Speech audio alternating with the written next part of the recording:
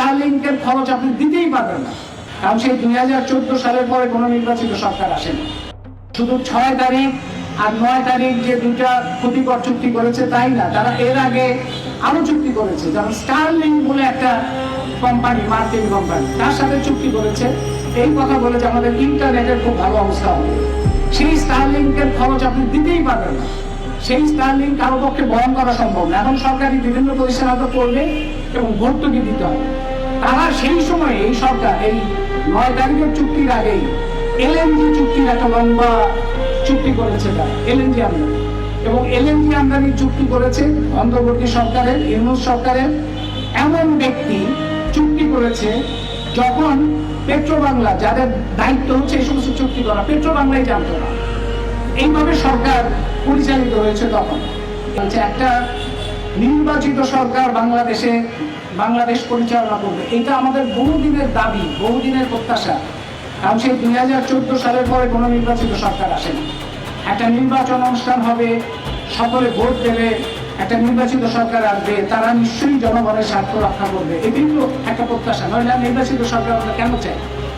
সেই নির্বাচিত সরকার সংসদ পরিচালিত হচ্ছে, কিন্তু সেই সংসদে একজন সদস্য পাওয়া গেল না। এখন পর্যন্ত একজন সংসদ সদস্য পাওয়া যায় নাই যে বলবে যে মার্কিন বাণিজ্য চুক্তি নিয়ে, মার্কিন বাণিজ্য চুক্তি কেন স্বাক্ষর করা হয়েছে এবং মার্কিন বাণিজ্য চুক্তি কি করে বাতিল করা যায়, কিংবা এর বিরুদ্ধে আমাদের অবস্থান নিতে একজন সংসদ সদস্য পাওয়া যায় এখন পর্যন্ত।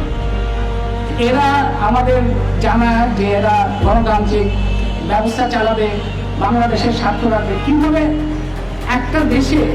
একটা দেশকে পুরো দাসত্ব পরিণত করার জন্য একটা চুক্তি করলো সরকার, শুধুমাত্র অন্তর্বর্তী সরকার এই চুক্তি করেন, যেটা বললাম স্টারলিংক করেছে, এলএনজি আমদানি চুক্তি করেছে, চট্টগ্রাম বন্দর নিয়ে চুক্তি করেছে, যেগুলি কোনোটাই তাদের এখতিয়ারের মধ্যে পড়ে না।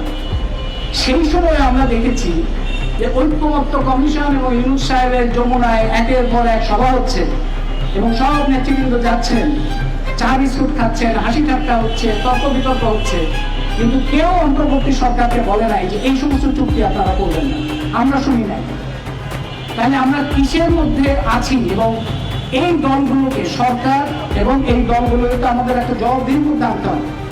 জনগণ যদি সকল শক্তির উৎস হয়, আমাদের সংবিধানে এই কথাটা আছে এখন, যে জনগণ সকল শক্তির উৎস এবং জনগণই হচ্ছে সার্বভৌম, সেটা যদি হয় তাহলে জনগণের পক্ষ থেকেই কথাটা বলতে হবে।